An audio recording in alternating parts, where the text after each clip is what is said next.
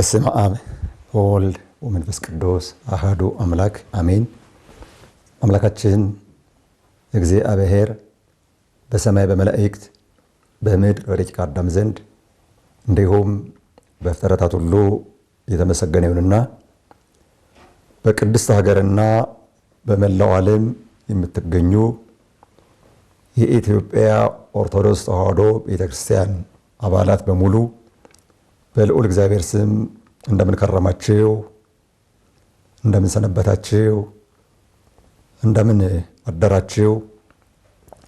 አሜን። አምላካችን የልዑል እግዚአብሔር ስሙ በድጋሜ የተመሰገነ ይሁን። እንግዲህ ዛሬ በኢትዮጵያ ኦርቶዶክስ ተዋሕዶ ቤተክርስቲያን ስርዓተ አምልኮ መሰረት በዓለ ደብረ ዘይት ይባላል። የአብይ ጾም እኩሌታ ነው።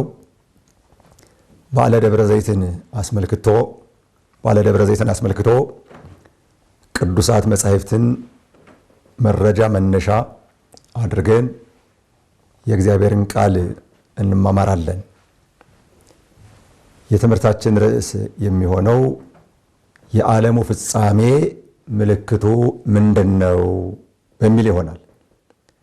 ይህን ቃል የምናገኘው በማቴዎስ ወንጌል ምዕራፍ 24 ቁጥር 3 ላይ ነው። እንግዲህ በዛሬው ዕለት ወይም በበዓለ ደብረ ዘይት በተለይ በቅዱስ ያሬድ አስተምሮ መሰረት ጾመ ድጓውን ስንመለከተው ከዋዜማው ጀምሮ እስከ መጨረሻው ዝማሬ እስከሚባለው ድረስ የሚናገረው ስለ ደብረ ዘይት ነው። ደብረ ዘይት ማለት የወይራ ተራራ ማለት ነው። በቦታ ስም የሚጠሩ የሚታወቁ የሚከበሩ በዓላት አሉ። በዓለ ደብረ ታቦር፣ በዓለ ደብረ ዘይት፣ በዓለ ቁስቋም፣ እነዚህ በዓላት በቦታ ስም ይከበራሉ። ምሳሌ ደብረ ታቦር ማለት የታቦር ተራራ ማለት ነው። ነገር ግን ነሐሴ 13 ቀን ሁላችሁ እንደምታውቁት ደብረ ታቦር ብለን እናከብራለን። እንዲሁ ደግሞ በዓለ ደብረ ዘይትን ስናከብር በቦታ ስም የሚጠራ ነው። የወይራ ተራራ ማለት ነው። ተራራው በወይራ ተራራ የተከበበ ስለሆነ ባለ ቁስቋምንም ህዳር 6 ቀን ስናከብር እመቤታችን ከስደት ተመልሳ ያረፈችበት ቦታ ነው። ቦታው ቁስቋም ይባላል፣ ወይም ያቺ ቦታ ቁስቋም ትባላለች። ስለዚህ ያን በዓል ስናከብር ቁስቋም ብለን ነው የምናከብረው እና ከዚህ አንጻር ደብረ ዘይት ማለት የወይራ ተራራ ነው፣ ወይም በወይራ ዛፍ የተከበበ ተራራ ነው። አሁን በጠቀስኩላችሁ በማቴዎስ ወንጌል ምዕራፍ 24 ከቁጥር 1 ጀምሮ እስከ 15 ያለውን ለማየት እንሞክራለን። እስከ 36 ነው በዕለቱ የሚነበበው። ነገር ግን ሁሉንም ለመተንተን ይህ ስለማይኖረን ከ1 እስከ 15 ያለው የደብረ ዘይትን ምስጢር በብዛት ይዞ እናገኘዋለን። ወፂኦ እግዚ ኢየሱስ እምቤተ መቅደስ ሆረ ወቀርቡ አርዳይሁ ዋራእይዎ ንድቀ ሕንጻሁ ለቤተ መቅደስ። ጌታችን ኢየሱስ ክርስቶስ ከቤተ መቅደስ ወጥቶ ሄደ። ደቀ መዛሙርቱ ወደ እሱ ቀርበው የቤተ መቅደሱን አሰራር አሳዩት።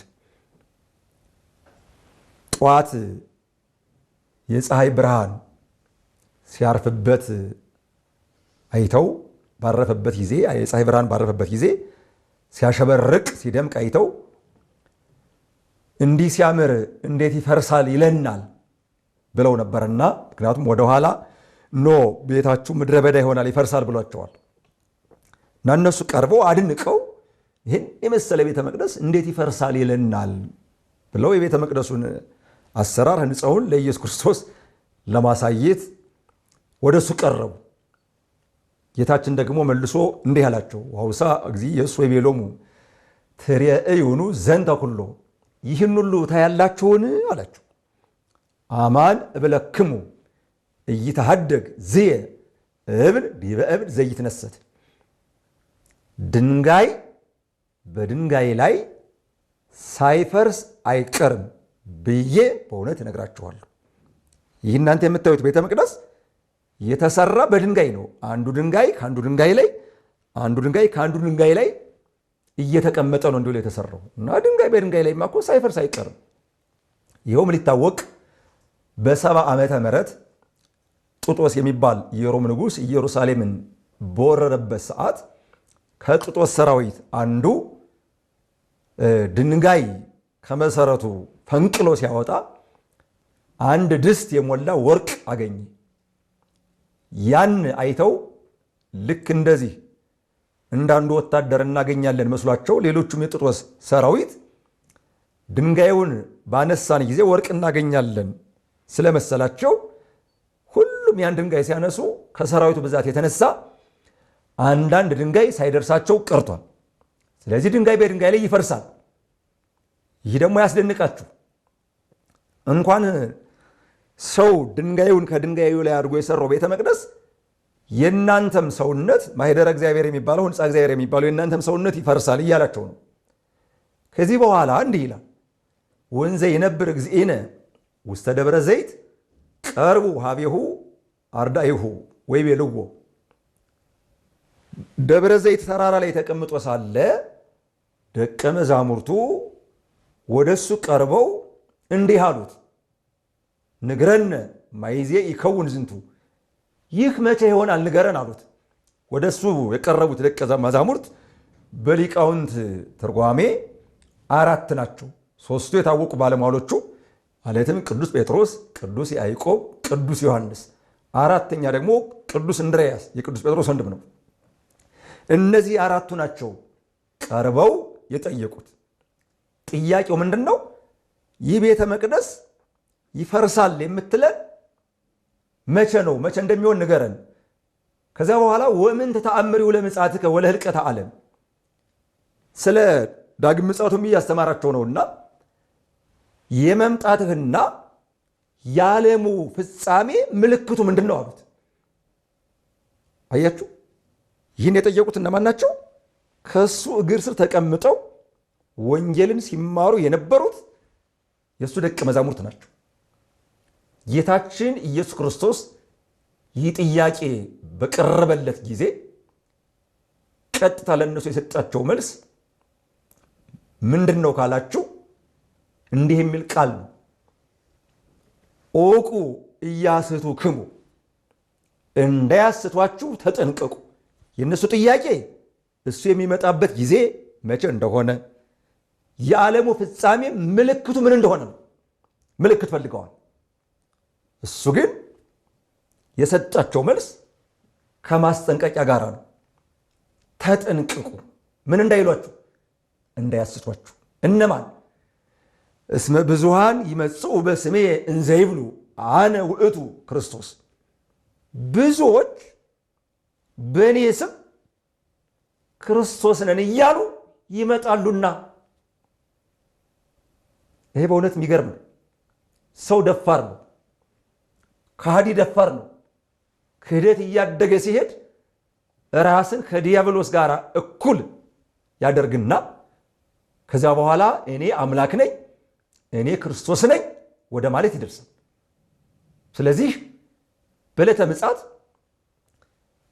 እኛ ነቢያትንን፣ መምህራንን፣ ሐዋርያትንን እያሉ ብቻ ሳይሆን ምጽአት በሚዳረስበት ወቅት ማለት ነው እኛ ክርስቶስ ነን እያሉ እንደሚመጡ ቃል በቃል ኢየሱስ ክርስቶስ ለደቀ መዛሙርቱ ይህን መልሶላቸዋል፣ አስተምሯቸዋል፣ ነግሯቸዋል። እነዚህ ሰዎች ምን ያደርጋሉ ካላችሁ ወያስትህዎሙ ለብዙሃን፣ ብዙዎችን ያስቷቸዋል፣ ጥቂቶችን አይደለም።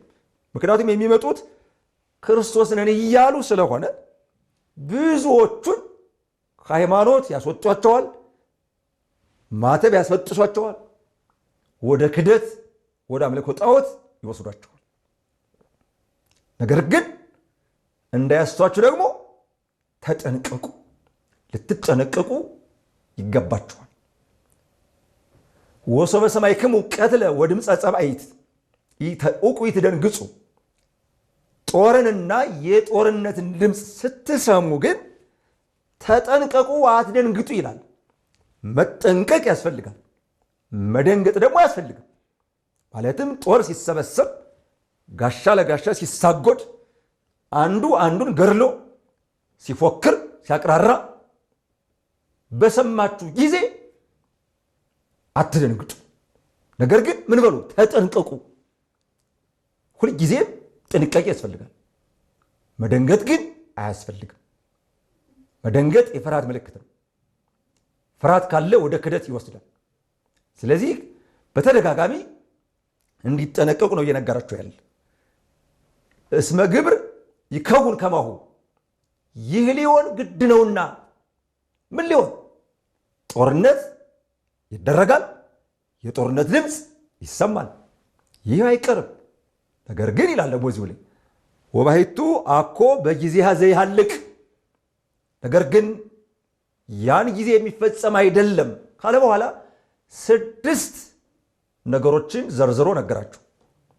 አንደኛ ወይትነስኡ ሕዝብ ዲበ ሕዝብ ወነገሥት ላይ ለነገሥት። አንደኛ ሕዝብ በሕዝብ ላይ ይነሳሉ፣ ነገሥታት በነገሥታት ላይ ይነሳሉ። አንደኛው ሕዝብ በሕዝብ ላይ ነው። ሁለተኛው ደግሞ ነገሥታት በነገሥታት ላይ ይነሳሉ። ሶስተኛው ወይመጽእ ረሃብ፣ ረሃብ ይመጣል። አራተኛው ወብድብድ ቸነፈር ይሆናል። አምስተኛው ወድልቅልቅ የመሬት መንቀጥቀጥ ንውፅ ውስታ ይሆናል፣ ይደረጋል። ስድስተኛው ወይከውን ሀከክ በበሀገሩ፣ በየሀገሩ ጠብ ክርክር ይሆናል። በየሀገሩ ነው። ልብ ብላችሁ ስሙ። እንግዲህ ሕዝብ በሕዝብ ላይ የሚነሳው በዓለም አቀፍ ደረጃ ነው። ነገሥታት በነገሥታት ላይ የሚነሱት በዓለም አቀፍ ደረጃ ነው። ራብ የሚሆነው በዓለም አቀፍ ደረጃ ነው። ቸነፈር የሚመጣው የሚነሳው በዓለም አቀፍ ደረጃ ነው። የመሬት መንቀጥቀጥ የሚሆነው የሚደረገው በዓለም አቀፍ ደረጃ ነው። ጠብ ክርክር የሚሆነው በዓለም አቀፍ ደረጃ ነው። በአንድ አካባቢ ብቻ አይደለም፣ አይጉር ለይቶ አይደለም። የሰለጠነውን ዓለም ትቶ ባልሰለጠነው ዓለም ብቻ አይደለም። በመላው ዓለም ራብ ይሆናል። በመላው ዓለም ቸነፈር ይሆናል። በመላው ዓለም የመሬት መንቀጥቀጥ ይሆናል። በመላው ዓለም ጠብ ክርክር ይደረጋል ይሆናል። ወዝንቱ ኩሉ ቀዳሚው ለሕማም። የሚገርመው ይሄ ነው ምዕመናን። እነዚህን ሁሉ ከዘረዘረ በኋላ ይህ ሁሉ የምጥ መጀመሪያ ነው። አይገርማችሁም ምዕመናን? በመላው ዓለም ሕዝብ ከሕዝብ ጋር የሚጣላ ከሆነ ወይም ሕዝቦች ከሕዝቦች ጋር የሚጣሉ ከሆነ፣ በመላው ዓለም ነገሥታት ከነገሥታት ጋር ጦርነት የሚገጥሙ ከሆነ፣ በመላው ዓለም ረሃብ ከሆነ፣ በመላው ዓለም ቸነፈር ከሆነ፣ በመላው ዓለም የመሬት መንቀጥቀጥ ከሆነ፣ በመላው ዓለም ጠብ ክርክር ጭቅጭቅ ከሆነ ይህ ሁሉ መከራ ቀላል እንዳይደለ ለእኛ ግልጽ ነው። ነገር ግን ኢየሱስ ክርስቶስ ምንድን ነው ያለው? ይህ ሁሉ የምጥ መጀመሪያ ነው። የምጥ መጀመሪያ ቀላል ነው። ከዚህ የከፋ ከዚህ የጠነከረ ከባድ ነገር አለ ማለት ነው። አሚሃ ይትባጽሑክሙ፣ ያን ጊዜ አድርሱን እያሉ ይወስዷቸዋል። ከአንዱ ወደ አንዱ እናንተን ይወስዷቸዋል። ወይም የጥውክሙ ለምንዳቤ፣ እናንተንም ለጽዋቶ መከራ አሳልፈው ይሰጧቸዋል። ለጽዋቶ መከራ አሁን ምልክቱን እየነገራቸው ነው። ወይ ቀስቡክሙ፣ ይገርፏቸዋል። ወይ ቀትሉክሙ፣ ይገድሏቸዋል። ወትከውኑ ጽሉአነ በኀበ ኩሉ ሰብ በእንተ ስሜ፣ በእኔ ስም ስላመናችሁ፣ በእኔ ስም ስለተጠራችሁ፣ በእኔ ስም ስላስተማራችሁ በሰው ሁሉ ዘንድ የተጠላችሁ ትሆናላችሁ። አሜሃ ያሉ ብዙሃን ሃይማኖቶሙ፣ ያን ጊዜ ብዙዎች ሃይማኖታቸውን ይለውጣሉ፣ ይክዳሉ። ሰው ሃይማኖቱን የሚክድ ሌላ እውነት ሌላ የተሻለ ነገር ስላገኘ ሳይሆን ለስልጣኑ ሲል ሃይማኖቱን ይለውጣል፣ ለገንዘብ ሲል ሃይማኖቱን ይለውጣል፣ እንደገና ደግሞ ስለሚፈራ ሃይማኖቱን ይለውጣል። ሃይማኖት የሚለወጥ ሃይማኖት የሚካድ በእነዚህ በሶስት ነገሮች ነው። በቤተክርስቲያን ታሪክ እንደምናነበው እንደምናገኘው ከሃይማኖት የወጡ ሰዎች ከሃይማኖት ለመውጣታቸው ዋናው ምክንያቱ ከእግዚአብሔር ይልቅ ስልጣንን ይወዳሉ፣ ከእግዚአብሔር ይልቅ ገንዘብን ይወዳሉ፣ ከዛ ደግሞ ይፈራሉ። ስለዚህ ስልጣንን የሚወድ ሰው ለሃይማኖቱ ግዴለሽ ነው። ለስልጣን ሲል እግዚአብሔርን ይክዳል፣ ለምድራዊ ስልጣን ያጎበድዳል፣ ይሰግዳል። ለገንዘብ ሲል ይህን ያደርጋል። ሲፈራ ደግሞ እንዳልኳችሁ ሃይማኖትን ይለውጣል። ስለዚህ ያን ጊዜ ብዙዎች ነው፣ ጥቂቶች አይደለም። ቃል በቃል የሚናገረው ኢየሱስ ክርስቶስ የተናገረው ያስተማረው ብዙዎች ብሎ ነው። እንግዲህ ብዙዎች ከሆኑ ከብዙዎች መካከል በእውነት እግዚአብሔር አምላክ በቸርነቱ ጠብቆ በሃይማኖታችን እንድንጸና እንዲያደርገን ቅዱስ ፈቃዱ ይሆንልን። ወይጸሉ በበይናቲሆሙ እርስ በርሳቸው ደግሞ ይጣላሉ፣ ወይትቃተሉ ይገዳደላሉ። ወብዙሃን ሐሳውያነ ነቢያት ይመጽኡ ብዙዎች ሐሰተኞች ነቢያት ይመጣሉ። ሐሰተኞች እውነተኞች መምህራንን ሐሰተኛ ብለው እነሱ ግን ሐሰተኛ ሲሆኑ እውነተኞች ነን ብለው ይመጣሉ። ወለብዙሃን ያስሕትዎሙ ብዙዎቹንም ያስቷቸዋል። በመጽሐፍ ቅዱስ ያልተጻፈ ያልተብራራ የለም። ሁሉም ነገር አስቀድሞ ተነግሮናል። ወእምብዛ አመፃ ወእከይ ትሴኩስ ፍቅር እምብዙሃን ያን ጊዜ ከብዙ በደል ከብዙ ክፋት የተነሳ ፍቅር ከብዙዎች ታንሳለች፣ ትቀዘቅዛለች። ወዛ አዝለፈ ትዕግስቶ ውእቱ ይድህን ነገር ግን ከላይ የዘረዘርናቸውን ነገሮች ሁሉ ታግሶ የጠበቀ ትዕግስቱን ያዘወተረ ይድናል። ወትሰበክ ዛ ወንጌለ መንግሥት ውስተ ኩሉ ዓለም ዜና ታምራቱን ጌትነቱን የምትናገር ያቺ የከበረች ወንጌል ወይም ይቺ የከበረች ወንጌል በአራቱ ማዕዝነ ዓለም ትሰበካለች። ከመ ይኩን ስማ ላዕለ አሕዛብ በአሕዛብ ምስክር የሆንባቸው ዘንድ ወንጌል አልሰማንም፣ ወንጌል አላወቅንም ብለው እንዳይከራከሩ፣ ነገር ግን ይቺ ወንጌል በመላው ዓለም ትሰበካለች። ወይእተ አሚረ ይበጽሕ ሕልቀት ያን ጊዜ የዓለም ፍጻሜ ይሆናል ይላል። ስለዚህ ምልክት ጠይቀዋል። ምልክቱን በዚህ በኩል ነግሯቸዋል። ከዚህ ላይ በዛሬው ዕለት በባለ ደብረ ዘይት ማለት ነው። ቅድም መግቢያ ላይ ለመናገር እንደሞከርኩት ከዋዜማ ጀምሮ ሙሉ ሌሊት ሲዘመር ሲመሰጠር ሲነገር ያደረው የሥርዓተ ማሕሌት አገልግሎት ሙሉ ሐሳብ በዚህ የሚያጠነጥን ነው። አረፍተ ነገር ከአረፍተ ነገር ሊለያይ ይችላል። በምስጢር ግን ከዚህ የወጣ አይደለም። ሁሉም በዚህ ዙሪያ ነው የሚናገረው። ምክንያቱም በአብይ ጾም ያሉት ሰንበታት ዋዜማ እንዳላቸው ይታወቃል። በአብይ ጾም ሰንበታት ሁልጊዜ ዋዜማ ይቆማል ማለት እንደ ቅድስት ቤተልሔም ባሉት ማለት ነው። እንደውም ከሰንበትም አልፎ በቅድስት ቤተልሔም ከሰንበትም አልፎ ዋዜማ ይቆማል። የአገልግሎት ሰፊ የአገልግሎት ቦታ ስለሆነች ያቺ የተቀደሰች ቦታ ቅዱስ ያሬድ ይህኑ የወንጌል ቃል መነሻ በማድረግ በመዝሙሩ እንዲህ ይለናል። እንዘ ይነብር እግዚእነ ውስተ ደብረ ዘይት። ሌላውም እንደዚህ ያለ ነው የሚለው። በነገራችን ላይ እንደው መዝሙሩ ደግሞ ያው ሁላችሁም መዝሙር ሲባል ግልጽ ስለሚሆንላችሁ ብዬ ነው። እንዘ ይነብር እግዚእነ ውስተ ደብረ ዘይት ጌታችን ኢየሱስ ክርስቶስ በደብረ ዘይት ተቀምጦ ሳለ ይቤሎሙ ለአርዳኢሁ ደቀ መዛሙርቱ እንዲህ አላቸው፣ ዑቁኬ ኢያስሕቱክሙ እንዳያስቷችሁ ተጠንቀቁ ወቁ፣ ወንበሩ ድልዋኒክሙ ተዘጋጅታችሁ ኑሩ። ተጠንቀቁ፣ ተመራመሩ። የሚያስቱ ሰዎች ይመጣሉና መምጣታቸው አይቀርም ስለማይቀር ብዙሃን ይመጹ በስሜ እንዘ ይብሉ የወንጌሉን ቃል ብዙዎች በስሜ አነ ውእቱ ክርስቶስ ብዙዎች በስሜ እኔ ክርስቶስ ነኝ እያሉ ይመጣሉ። መምጣታቸው አይቀርም። ከድፍረታቸው ብዛት የተነሳ እኛ ክርስቶስን ብለው ነው የሚመጡት። ስለዚህ ቅዱስ ያሬድም በተደጋጋሚ ይህን ቃል አብራርቶ ተናግሯል፣ አስረድቶናል። ስለዚህ መጠንቀቅ ያስፈልገናል ማለት ነው። ቅዱስ ያሬድ ይህን ሲናገር ዝም ብሎ አይደለም።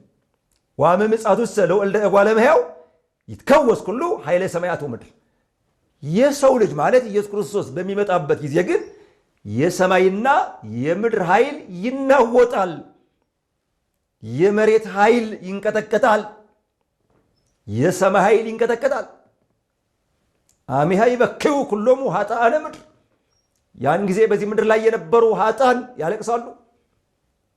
ነፍሰ ገዳዮች፣ አመንዝራዎች፣ ስር ምሰው ቅጠል በጥሰው መርዝ በጥብጠው ሰውን የገደሉ ሌቦች፣ ጨካኞች ከክፋታቸው ብዛት የተነሳ ኢየሱስ ክርስቶስ በቀራንዮ አደባባይ በቀኖት ተቸንክሮ እንደተሰቀለው እንደሞተው ሰውን በመስማር ቸንክረው የሚገድሉ የጭካኔ ጥጋቸው ከልክ ያለፈ ሰዎች አሉ። ያን ጊዜ ያለቅሳሉ። ወይወርድ እግዚእነ እምሰማይ ዲበ ምድር በትእዛዙ ወበቃሉ ወበአእላፍ መላእክቲሁ። ያን ጊዜ ጌታችን ኢየሱስ ክርስቶስ በትእዛዙ በቃሉ እንደሚመጣ ተናግሯል። በሱ ትእዛዝ በአእላፍ መላእክት ታጅቦ ከሰማይ ወደ ምድር ይመጣል። ዘእምኀበ እግዚአብሔር ከእግዚአብሔር ዘንድ እሱም እግዚአብሔር ነው። ከእግዚአብሔር ዘንድ በተነገረ ቃል ይመጣል። ራሱ ኢየሱስ ክርስቶስ እግዚአብሔር ነው። የሚመጣው ለምንድን ነው? ለፍርድ ነው። ለፍርድ ሲመጣ ኃጥአን ያለቅሳሉ፣ ጻድቃን ደግሞ ደስ ይላቸዋል። ይምሃረነ አብ በይእቲ ዕለት እሞተ ኃጢአት። በዚያች ቀን አባታችን ለእኛ እግዚአብሔር አብም አባታችን ነው፣ እግዚአብሔር ወልድም አባታችን ነው፣ እግዚአብሔር መንፈስ ቅዱስም አባታችን ነው። በምስጢረ ሥላሴ ትምህርት አብ የወልድ አባት ነው፣ የመንፈስ ቅዱስም አስገኝ ነው። ለእኛ ግን ሶስቱም አባቶቻችን ናቸው። ሶስቱ አካላት ለእኛ እግዚአብሔር አብ፣ እግዚአብሔር ወልድ፣ እግዚአብሔር መንፈስ ቅዱስ ለእኛ ሁሉም አባቶቻችን ናቸው። ይህን ስንል አባቶቻችን ናቸው ስንል የተለያየ አባት አይደለም። እና አብ ስለዚህ ላይ ቅዱስ ያሬድ እንዲህ ብሎ ይዘምረው እንጂ አብ ያለው ማንን ነው? እግዚአብሔር አብም አብ ነው፣ የታወቀ ነው። እግዚአብሔር ወልድም አባት ነው ለእኛ፣ እግዚአብሔር መንፈስ ቅዱስም አባት ነው ለማለት ፈልጌ ነው። እንደ መጽሐፉ አነጋገር እስመ ገባሬ ሕይወት ውእቱ እግዚእ አለ ሰንበት፣ እሱ ሕይወትን የፈጠረ ሕይወትን የሰጠ የሰንበት ጌታዋ ነውና ብሎ እንግዲህ ቅዱስ ያሬድ መዝሙርን ሲዘምር ወይም መዝሙር ሲናገር ሰንበትን ሳይነካ አያልፍምና በዚህ መልኩ የምጽአቱን ነገር ቅዱስ ያሬድ ወንጌሉን ሌሎችንም መጻሕፍት መነሻ አድርጎ በስፋት አስተምሮናል። እዝል በሚባለው ደግሞ በሚገርም ሁኔታ ይገልጸዋል። አመለተ ፍዳ በፍዳ ቀን፣ አመለተ ደይን በመከራ ቀን፣ አመለተ እግዚአብሔር በእግዚአብሔር ቀን ምንተ ንብላ ለነፍስ፣ ያን ጊዜ ነፍሳችን ምን እንላታለን ይላል። ምን እንላታለን? እውነት ነው፣ ይጨንቃል እኮ። ያን ጊዜ የሰው ስራ ሁሉ እንደ ቀትር ስጦ ይሰጣል። ኃጢአቱ ቁልጭ ብሎ ይገለጣል። ምንም የሚሰወር ነገር የለም። ያቺ ቀን እንዴት ታስፈራለች! ያቺ የፍዳ ቀን ኃጥአን ከቁራ 7 እጅ ጠቁረው ፍጹም ዲያብሎስን መስለው እንባቸው እንደ ሐምሌ እንደ ነሐሴ ጎርፍ እየጎረፈ የእሳት ጎርፍ እየጎረፈ በእሳት አለንጋ እየተገረፉ በእሳት ፍላጻ እየተወጉ ወደማያልፈው ወደ ገሃነመ እሳት ሲወረወሩ የሚያለቅሱት እንባ እንዴት ያስፈራል! ያቺ ቀን እንዴት ታስፈራለች ምእመናን! ስለዚህ ምን እናድርግ? ጌታችን ኢየሱስ ክርስቶስ ለሐዋርያት እንደነገራቸው እንጠንቀቅ። ከማን? ከሚያስክዱ ሐሰተኞች መምህራን፣ ሐሰተኞች ነቢያት። ከ5 ነገሮች እንጠንቀቅ። አንደኛ ሰይጣን ከማሰናከል፣ ሁለተኛ እባብ ከተንኮል፣ ሶስተኛ አረመኔ ከመግደል፣ አራተኛ ቂመኛ ከመበቀል፣ አምስተኛ መናፍቃን ከማሰናከል ወደኋላ አይሉ። እንደምታዩት ነው። እንግዲህ ክርስትና ሲመሰረት ክርስትና ሲጀመር ጀምሮ ክርስትናን የተቀበለች ሀገር፣ ቅዱሳን የሰበኳት ሀገር፣ አጭበርባሪዎች ሳይሆን እውነተኞች ቅዱሳን የሰበኳት ሀገር፣ ለመጀመሪያ ጊዜ ከራሷ በተወለደው ዜጋ ክርስትናን የተቀበለች ሀገር በ34 ዓመተ ምህረት ኋላም በአራተኛው መቶ ክፍለ ዘመን ነገስታቱ አብርሃና አጽብሃ፣ ጳጳሱ ከሳቴ ብርሃን አቡነ ሰላማ ባስተማሩት ትምህርት መሰረት ነገስታቱ አዋጅ አውጀው የኦርቶዶክስ ተዋሕዶ ሃይማኖትን ብሔራዊ ሃይማኖት ብለው አውጀው የኢትዮጵያ ሕዝብ ሁሉ ክርስትናን እንዲቀበል ያደረጉባት ሀገር ዛሬ በአጭበርባሪዎች ብዙ ሰዎች ሲወናበዱ፣ ማተባቸውን ሲበጥሱ፣ ሃይማኖትን ሲለውጡ፣ በተራ ነገር ለስልጣን ሲሉ ላልሆነ ነገር ሲያጎበድዱ ይታያሉ። ይህ ግን አይጠቅም። ኢትዮጵያ በቅዱሳን የተሰበከች በቅዱሳን ምንም አያጠራጥርም እኮ ጃንደረባው ቅዱስ ነው። ግብረ ሐዋርያት ምዕራፍ 8 ቁጥር 26 ላይ ተጽፎ እንደምናገኘው ኢትዮጵያዊ ነው። የንግሥት ህንደኬ ጃንደረባ ነው። የኢየሱስ ክርስቶስን የባሕርይ አምላክነት አምኖ የተጠመቀ ነው። ኋላም እንዳልኳችሁ ከሳቴ ብርሃን አቡነ ሰላማን የሚያክሉ ታላቅ ጳጳስ እውነተኛዋን ሃይማኖት በዚች ሀገር ሰብከዋል። ኋላም እንደገና 9 ቅዱሳን ከውጭ ሀገር ሲመጡ ወደ ኢትዮጵያ የመጡበት ምክንያት ኢትዮጵያ የክርስቲያን ሀገር ስለነበረች ነው። ሌላ እኮ አይደለም። ወደ ሌላ ሀገር እኮ አይደለም የሄዱት። የተዋሕዶ ሃይማኖት ተከታይ ስለነበረች ወደዚች ሀገር ነው የመጡት። እና መጠንቀቅ ያለብን አሁን የምናየው ነገር ሁሉ አንዳንድ ነገር ሲሆን እናያለን። መሬት ሲንቀጠቀጥ አሁን ምጽአት ሊመጣ ነው። በሆነ ቦታ ጦርነት ሲነሳ አሁን ምጽአት ሊመጣ ነው። በሆነ አካባቢ ድርቅ ሲሆን፣ ራብ ሲሆን አሁን ምጽአት ሊመጣ ነው የሚል ትምህርት ማስተማር ተገቢ አይደለም። ያን ጊዜ ዓለም አቀፍ ነው ማለት ዓለም አቀፍ። አሁን በሆነ ሀገር ሰላም ነው፣ በሆነ ሀገር ጠብ ነው፣ ጦርነት ነው። በሆነ ሀገር ራብ አለ፣ በሆነ ሀገር ጥገብ አለ።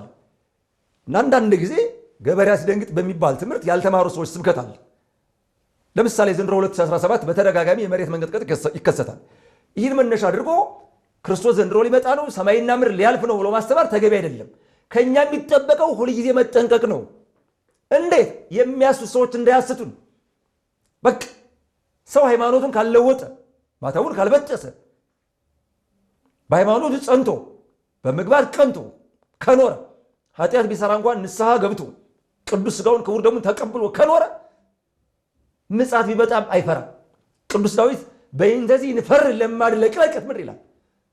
ምድር እንኳን ብትለዋወጥ ስለዚህ አልፈራም ይላል። በቃ ጻድቅ ክርስቲያን በእግዚአብሔር ያመነ እውነተኛ ሰው አይፈራም። ምን ያስፈራዋል? ሌባ ይፈራል፣ ወንጀለኛ ይፈራል። በዚህ ምድር ላይ አሁን ሕግ የጣሰ ሕግን ያፈረሰ ይፈራል። እንደሚታወቀው ሕግን ያልጣሰ ሕግን ያላፈረሰ ግን አይፈራም። ልክ ክርስቶስ ሲመጣ ደግሞ ሕግን የጣሱ ወንጀል የፈጸሙ ይፈራሉ። እነሱ እነማን ናቸው? ኃጥአን ናቸው።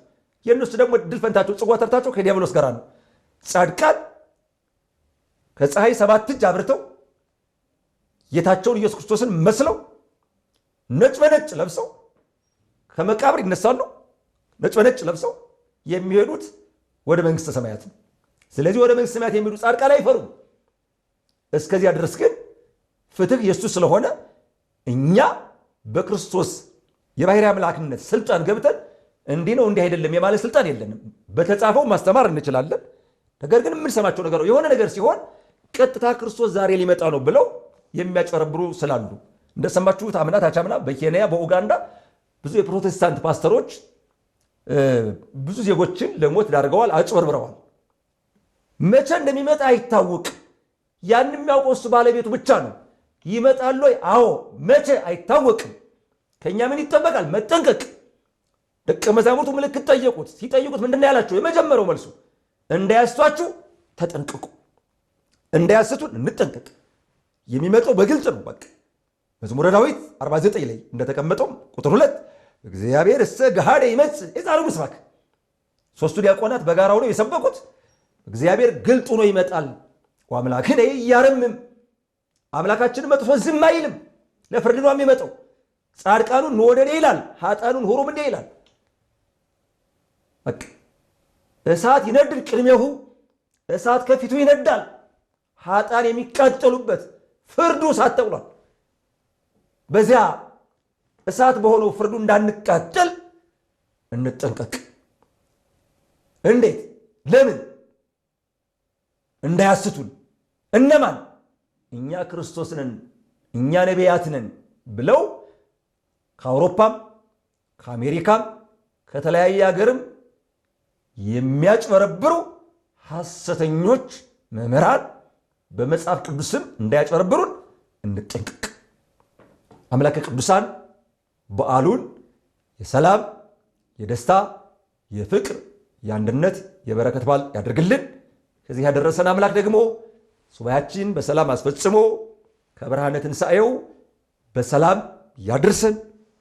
የኢትዮጵያ ኦርቶዶክስ ተዋሕዶ ቤተክርስቲያን አስተምሮ ወጥነት ያለው በደንብ የተቀመረ በደንብ የተዘጋጀ በጣም የሚገርም ምስጢር ያለበት ነውና ከዚህ ተዋሕዶ ሃይማኖት ለማናወጥ ለማሳት ከሚመጡት የበግ ለምድ ለብሰው ከተሰለፉትና ከመጡት ነጣቂ ተኩሎች ሁሉ ተጠንቀቁ፣ እንጠንቀቅ። ስብሐት ለእግዚአብሔር ወለወላዲቱ ድንግል ወለመስቀሉ ክቡር። ይቆየን። አሜን።